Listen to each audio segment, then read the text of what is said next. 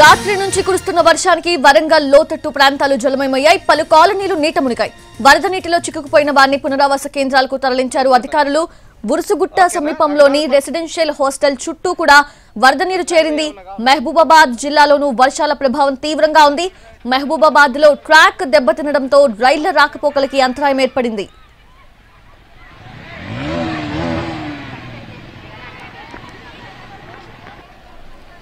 నిన్నటి నుంచి కురుస్తున్న భారీ వర్షానికి వరంగల్ ప్రాంతంలో లోతట్టు ప్రాంతాలు జలమయమయ్యాయి. వరంగల్ జిల్లాలోవి పలు కాలనీలు నీట మునిగాయి. వరద నీటిలో చిక్కుకుపోయిన వారిని పునరావాస కేంద్రాలకు తరలించారు అధికారులు.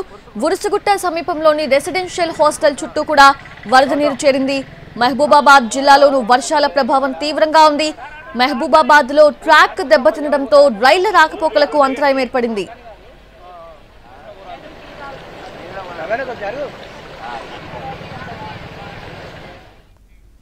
పూర్తి అప్డేట్స్ తెలుసుకుందాము. మా ప్రతినిధి అరుణ్ సిద్ధంగా ఉన్నారు.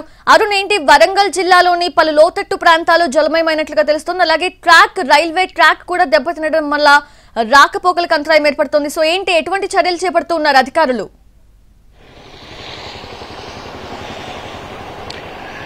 నిన్న రాత్రి నుంచి కురుస్తున్నటువంటి భారీ వర్షాలతో ఉమ్మడి వరంగల్ జిల్లా మొత్తం అతలాకుతలం అవుతుంది. మహబూబాబాద్, ములుగు జిల్లాలో భారీగా ఎఫెక్ట్ అయితే వరంగల్ నగరంలో ఉదయం తెల్లవారుజాము నుంచి కురుస్తున్నటువంటి వర్షాలతో సుమారుగా 15 కాలనీలోకి నీరు చేరింది. ప్రస్తుతం మనం చూస్తున్నాం ఉరుసుగుట్ట సమీపంలో ఉన్నటువంటి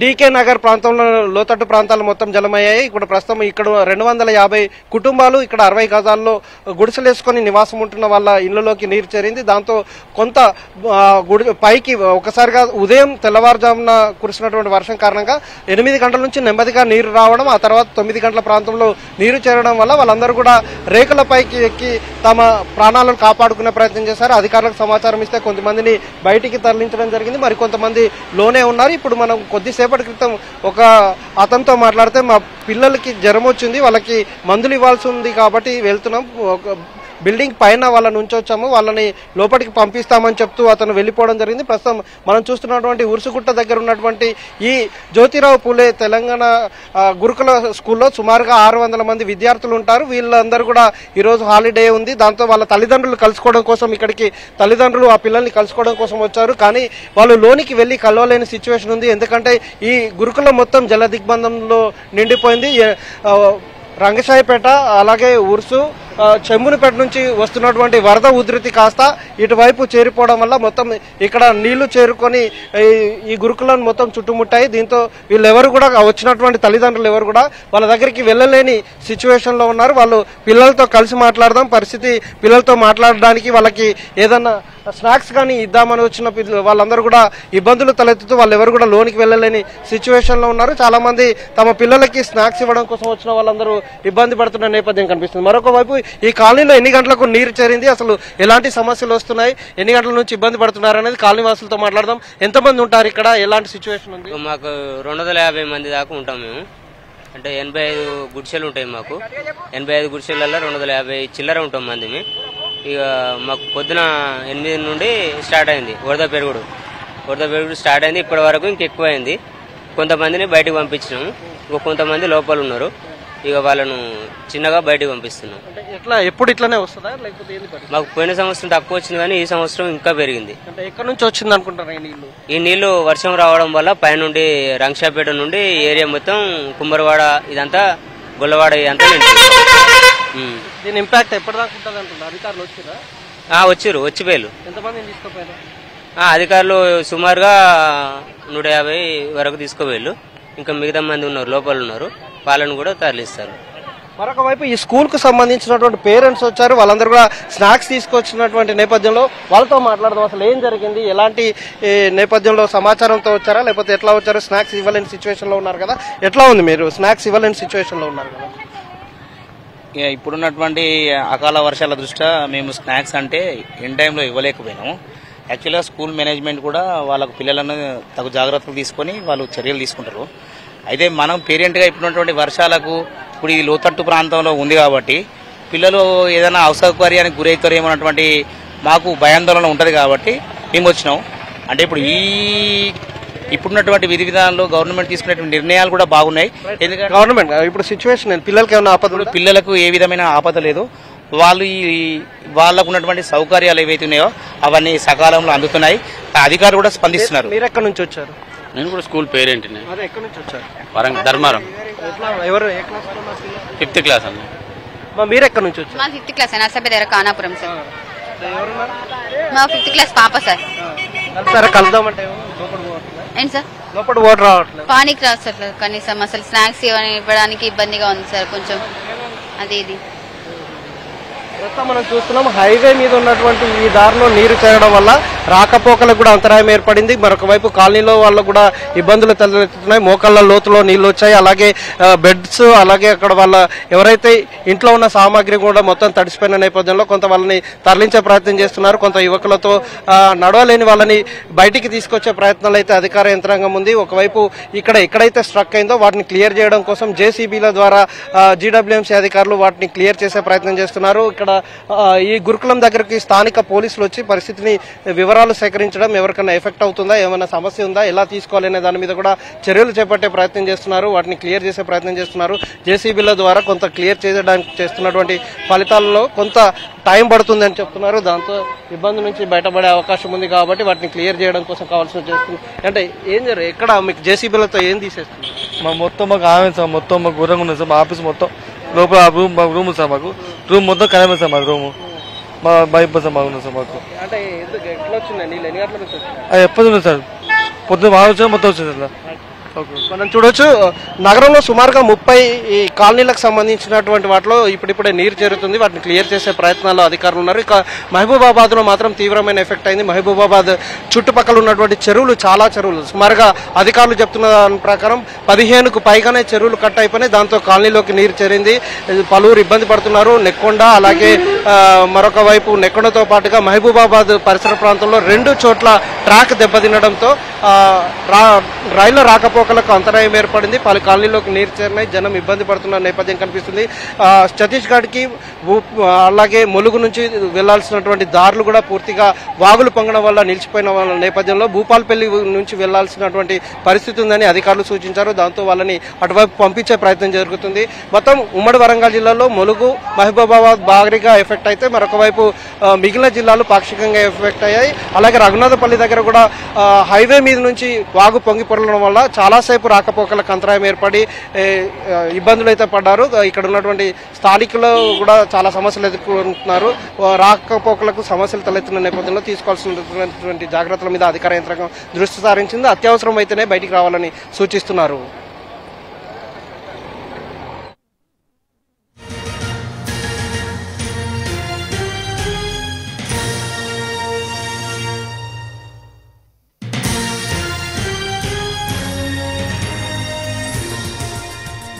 ఉమ్మడి నల్గొండ జిల్లాలో ఎడతెరిపి లేకుండా వర్షం కురుస్తుంది. నిన్నటి నుంచి కురుస్తున్న వర్షానికి ఊరే ఏరైంది.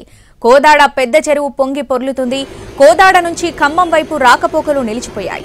కోదాడ అనంతగిరి, కోదాడ మేళ్ల చెరువు మధ్య రాకపోకలు నిలిచిపోయాయి. కోదాడలో పలు కాలనీలు నీట మునిగాయి.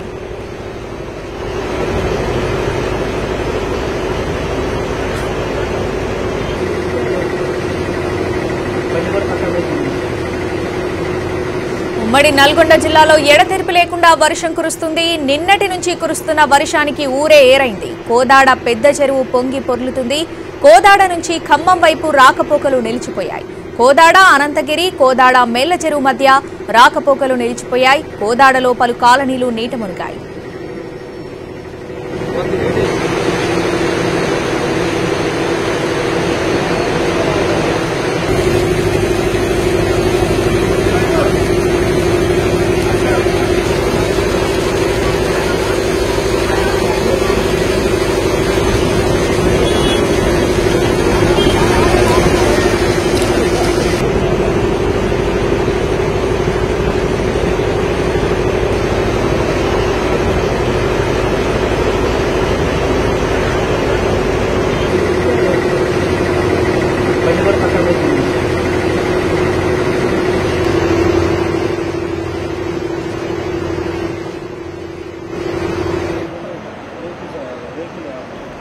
ఉమ్మడి నల్గొండ జిల్లాలో ఎడతెరిపి లేకుండా వర్షం కురుస్తుంది. నిన్నటి నుంచి కురుస్తున్న వర్షానికి ఊరే ఏరైంది. కోదాడ పెద్ద చెరువు పొంగి పొర్లుతుంది. కోదాడ నుంచి ఖమ్మం వైపు రాకపోకలు నిలిచిపోయాయి. కోదాడ అనంతగిరి, కోదాడ మేళ్ల చెరువు మధ్య రాకపోకలు నిలిచిపోయాయి. కోదాడలో పలు కాలనీలు నీట మునిగాయి.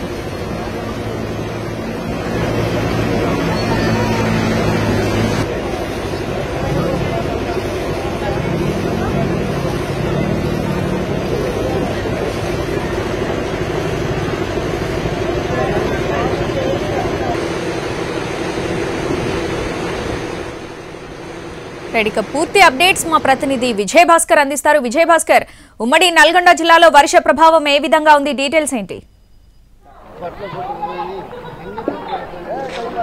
సౌజన్య, ఉమ్మడి నల్గొండ జిల్లా వ్యాప్తంగా గడిచిన 24 గంటలుగా భారీ వర్షం కురుస్తుంది. ముఖ్యంగా సూర్యాపేట జిల్లాలో రికార్డు స్థాయి వర్షపాతం నమోదైంది. ఈ నేపథ్యంలోనే కోదాడతో పాటు హుజూర్ నగర్ ప్రాంతాల్లో భారీగా వరద నీరు వచ్చి చేరడంతో లోతట్టు ప్రాంతాలు జలమయ్యాయి. చెరువులు కూడా పూర్తి స్థాయిలో నిండి పొర్లిన పరిస్థితి ఉంది. మరోవైపు చెరువుల కింద ఉండే కాలనీలన్నీ కూడా జలమైన పరిస్థితి ఉంది. ప్రస్తుతం మనం విజువల్స్ లో చూడొచ్చు, ఇళ్లలోకి కోదాడ పట్టణంలో శ్రీనగర్ కాలనీలో ఇళ్లలోకి నీరు వచ్చి చేరడంతో నీరంతా కూడా ఎత్తిపోస్తున్న పరిస్థితి అయితే ఉంది. ఈ నేపథ్యం నిన్న సాయంత్రం నుంచి కూడా భారీగా వర్షం కురుస్తుంది. చెరువు కూడా అలుగుపోస్తున్న నేపథ్యంలోనే చెరువు ప్రాంతంలో ఉన్న కాలనీలన్నీ కూడా నీట మునిగాయి. ఇక్కడ బాధితులు ఉన్నారు, వారితో మాట్లాడే ప్రయత్నం చేద్దాం. చెప్పండి, ఎప్పటి నుంచి ఈ వరద ప్రారంభమైంది, ఎలాంటి ఇబ్బందులు ఉన్నాయి? మాకు 2 రోజుల నుంచిగా ఈ తీవ్రమైన వర్షాలు కురుతున్నాయండి. మాకు ఇది పోయినసారి కూడా ఇట్లాగే నీళ్లు పరివర్తనం ఇట్లానే వచ్చింది, ఇప్పుడు కూడా అట్లానే వచ్చింది. అయితే మా అధికారులు కూడా పోయినసారి వచ్చినప్పుడు కూడా సరిగా అంతంత మాత్రమే, ఇప్పుడు కూడా వచ్చినాయి కానీ ఫోన్లు చేశాము. కొందరైతే రెస్పాండ్ అయ్యారు, కొంతమంది అయితే రెస్పాండ్ కాలేదు. మరి ఇక్కడ హార్ట్ పేషెంట్లు కానీ, షుగర్ పేషెంట్లు కానీ, ముసలా ముక్క చిన్న పెద్ద అందరూ ఉన్నారు.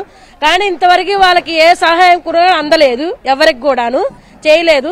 మరి ఇంతవరకు కూడా ఏ అధికారి గాని ఎవరు గాని మమ్మల్ని ఇంతవరకు రెస్పాండ్ కాలేదు. మీకేమైంది గారు ఇంతవరకు మమ్మల్ని ఎవరు ఇక్కడ ఎందుకు వరద వచ్చింది? గతంలో ఎప్పుడైనా వచ్చిందా? వరద రావడానికి కారణం ఏంటి? గతంలో అంటే అప్పుడు అక్కడ అనంతపురం అని ఒక ఊరుందండి, ఇక్కడ మనకి కోదాడ చెరువు ఉంది. ఆ చెరువు గట్ట తెగిపోయిన తర్వాత నీళ్లు మొత్తం ఇట్లానే వదిలేరు. ఇప్పుడు కూడా సేమ్ అట్లానే వదిలేరు కాబట్టి ఇట్లా నీళ్లు మాకు ప్రతిసారి ఇట్లానే వస్తున్నాయి. ప్రతిసారి అధికారి రిపోర్ట్ ఇస్తున్నావు కన్నా కానీ మమ్మల్ని ఎవరు ఇంతవరకు రెస్పాండ్ చేయట్లేదు.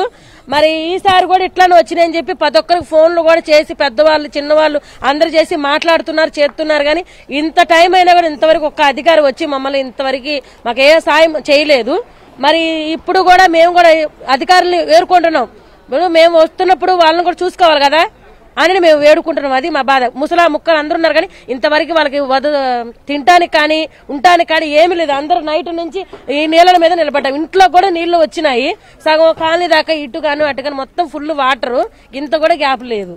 కొత్తగా కోదాడ పట్టణానికి ఆనుకునే పెద్ద చెరువు ఉంది. ఈ చెరువు గడిచిన 48 గంటలుగా కురుస్తున్న వర్షాలతో భారీగా పూర్తి స్థాయిలో నిండడంతో పాటు అలుగు పోస్తున్న పరిస్థితి. ఈ నేపథ్యంలోనే ఆ చెరువుకు ఆనుకొని ఉన్న కాలనీలన్నీ కూడా జలమయమయ్యాయి. నిన్న సాయంత్రం నుంచి కూడా ఇదే పరిస్థితి కొనసాగుతుంది. దాదాపుగా 100 ఇళ్లన్నీ కూడా నీళ్లలో మునిగిపోయిన పరిస్థితి ఉంది. ఇక చెరువు అలుగు పోస్తున్న పరిస్థితి ఉంది. ఈ దిగువ నీరు భారీగా వస్తుండటంతో మనం కాలనీలో నుంచి నీరంతా కూడా కిందికి వెళ్తా ఉన్నాయి. అయితే నిన్న సాయంత్రం తర్వాత కొంత ఉధృతంగా నీళ్లు వచ్చాయి. ఈ నేపథ్యంలోనే ఇళ్లలోకి కూడా నీళ్లు చేరిన నేపథ్యంలో అవన్నీ కూడా వాళ్ళ సంబంధించిన నిత్యావసర వస్తువులు కావచ్చు అవన్నీ కూడా తడిసిపోయిన పరిస్థితి ఉంది. మరోవైపు ఒక్కసారిగా రాత్రి సమయంలో సాయంత్రం ప్రారంభమైన వరద రాత్రి సమయంలో పూర్తి స్థాయిలో రావడంతో భయంతోనే వారంతా కూడా ఇళ్లపైకి వెళ్లిన పరిస్థితి అయితే ఉంది. ప్రస్తుతం ఇంకా ఆ కోదాడ పెద్ద చెరువు అలుగుపోస్తుంది.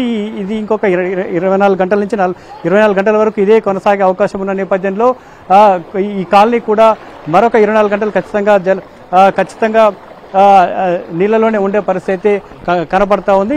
బాధితులు మాత్రం చెప్తా ఉన్నారు, గతంలో ఒకసారి ఇటువంటి పరిస్థితి వచ్చింది, అధికారులు వచ్చి వెళ్లారు. తాజాగా మరొకసారి ఇటువంటి పరిస్థితి వచ్చింది. ఖచ్చితంగా తమను ఆదుకోవాలని కూడా విజ్ఞప్తి చేస్తున్న పరిస్థితి ఉంది. సౌజన్య.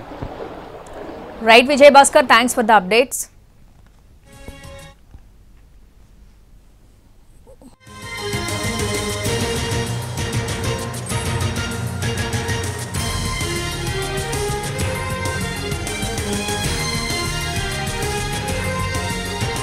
హైదరాబాద్ లో నిన్నటి నుంచి కుండపోత వర్షం కురుస్తుంది. చాలా ప్రాంతాల్లో రోడ్ల మీద నీళ్లు ఏర్లై పారుతున్నాయి.